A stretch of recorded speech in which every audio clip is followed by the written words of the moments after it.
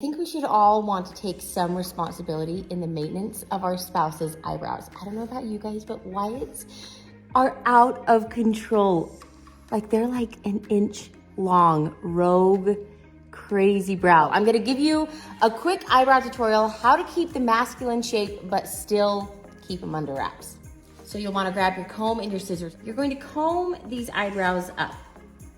I like to hold them with my opposite hand and hold that eyebrow up and then just cut right above the top.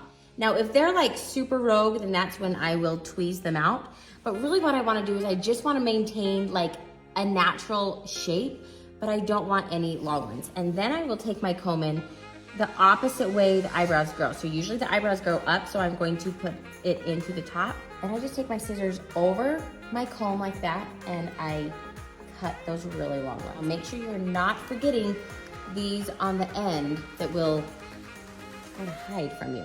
Look how much better that eyebrow looks.